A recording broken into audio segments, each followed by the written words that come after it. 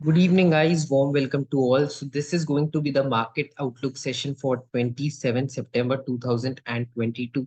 It's going to be a very important video for you all because not only I will share the market outlook for tomorrow, but I will also discuss about my today's trade, and definitely it will help you in becoming a better index trader. Okay. So I know all of you guys are very much interested in trading Nifty and Bank Nifty on a daily basis. So that is why I'm sharing some important logics which I use to become better at these trades. Okay. And also they will help you to trade my view and market commentary daily. Fine. So first of all, I'm going to share you what I told you yesterday. Markets are showing us a gap down for tomorrow, which happened today. ये मैंने आपको बताया था कि market एक gap down पे खुल सकता है। आज एक गैप डाउन पे खुला after all the major markets hit 52 week close on Friday. तो फ्राइडे का आपको बता दिया था कि क्या हुआ था एंड क्या एक्सपेक्टेड था कि एक गैप डाउन एक्सपेक्टेड था आज। After opening at a gap down markets can first move up and again when it reaches a good zone it can be sold into. ठीक है, तो ऐसा ही हुआ, खुला थोड़ा गिरा पहले, उसके बाद जब बढ़ा तो अगेन डे लो। ठीक है, तो मैंने क्या लिखा था, again when it reaches a good zone it can be sold in. ये इसीलिए लिखा था बिकॉज मार्केट पार्टिसिपेंट्स थोड़ा बेरिश है, तो डेफिनेटली जो क्लोजिंग का टाइम है वी एक्सपेक्ट कि जैसी जब क्लोजिंग होगी तो मार्केट में कुछ सेलिंग आई, उस वजह से जब भी मार्केट एक अच्छे जोन पे हो उसको सेल करोगे तो आपको अच्छा फायदा मिलेगा मार्केट में। ठीक है, now how I traded the week. तो कुछ लोग क्या है स्टार्टिंग में पार्टिसिपेट करते हैं मंडे को।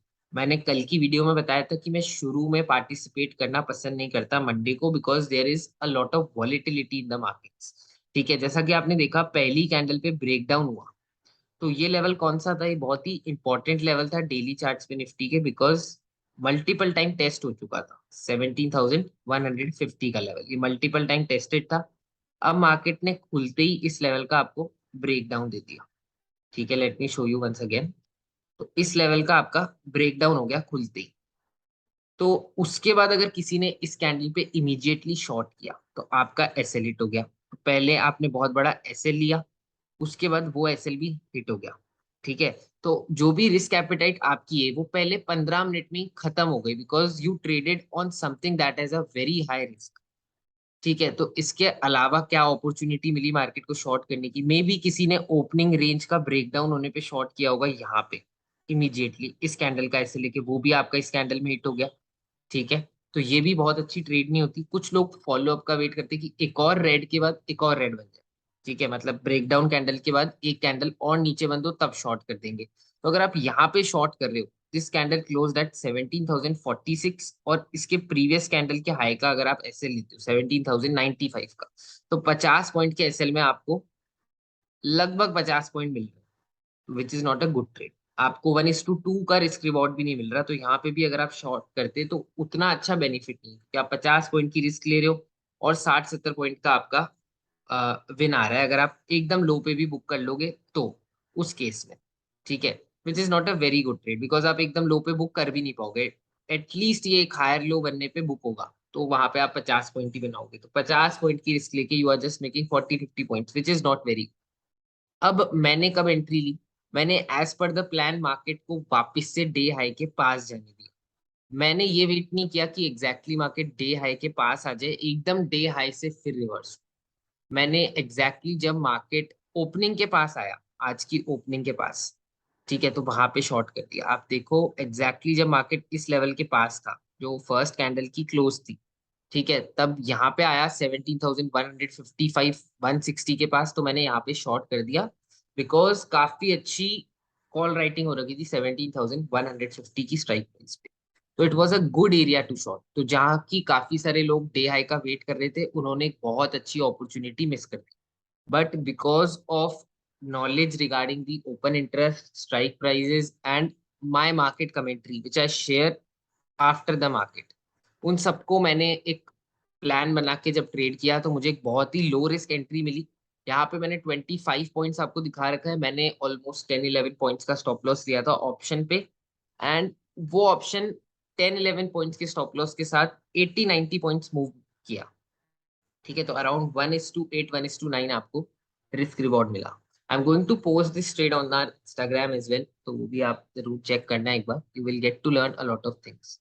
ठीक है, तो ऐसे आपको अच्छी अच्छी ट्रेड्स मिलती है if you follow the plan exactly. तो जो भी मैं लिखता हूँ आपको, if you follow the plan exactly and आप वेट करो अपॉर्चुनिटी का, तो बहुत बेटर ट्रेड मिलेगी instead of trading this volatile movement in the market. ठीक है, this is one thing. Now we are going to discuss about tomorrow's market. पहले मैं आपको बताऊंगा how is today's data and accordingly I will tell you one plan for tomorrow. ठीक है, तो let us start reading today's data. Market participants stance on the market considering positions they have built and exited today. Clients are looking bearish today. FIs are looking bullish. Pros are looking mild bullish. Conclusion: we can expect markets to give us a buying opportunity tomorrow. That is clear. But buying at dips will only be good. This is mentioned. Buying higher will not be a good idea. Okay, now I'm going to explain you how we can trade this plan. Fine. And one more thing, मैं आपको एक line बोलने वाला हूँ, इसको you can save it somewhere और right it somewhere, ये आपके बहुत काम है।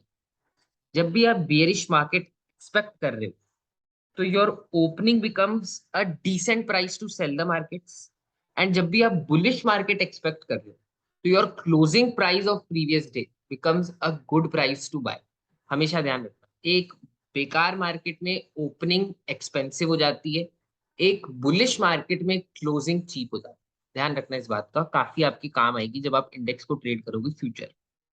ठीक है, let us see what global markets are doing. Global markets are trading in red today as well, and SGX Nifty is trading flat. ठीक है, तो फ्लैट ट्रेड कर रही है। Now what can be the scenario for tomorrow, अब मैं आपको बता देता हूँ। एक मैं आपको आईटी सेक्टर पे मेरा व्यू बता देता हूँ। तो आईटी सेक्टर में लास्ट में सेलिंग आ गई थी प्रीवियस डे हाइस, तो the closing in IT sector is not good.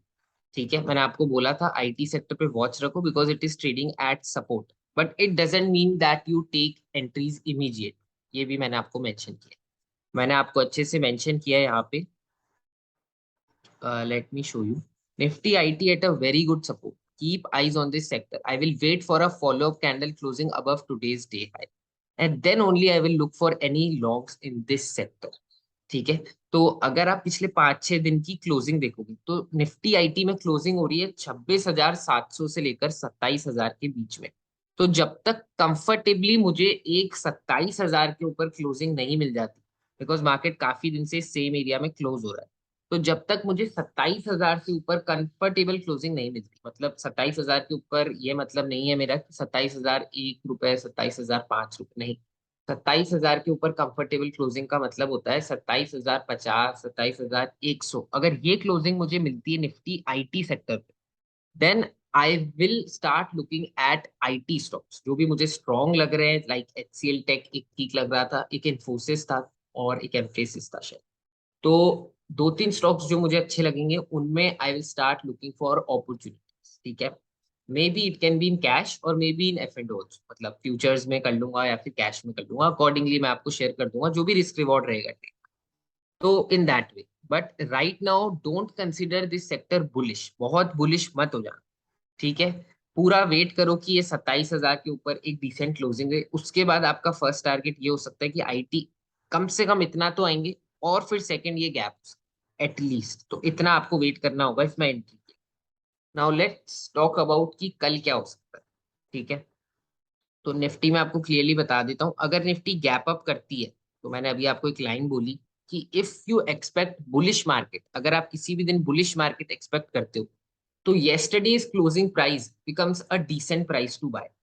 समझे, अगर गैप अप हो रहा है मार्केट और स्टिल आप बुलिश हो मार्केट पे, तो आप वेट करो कि मार्केट गिरे और आज की क्लोजिंग प्राइस पे आ जाए। मतलब अगर 17,060 पे खुल जाता है, लेट अस सपोज, तो ये 17,015 के आसपास जब भी आपको मिले, तो वो आपके लिए एक डिसेंट बाइंग प्राइस हो सकता है। एक एंट्री आपको इसके पास मिल सकती है। दूसरी एंट्री होगी आज के सपोर्ट पे।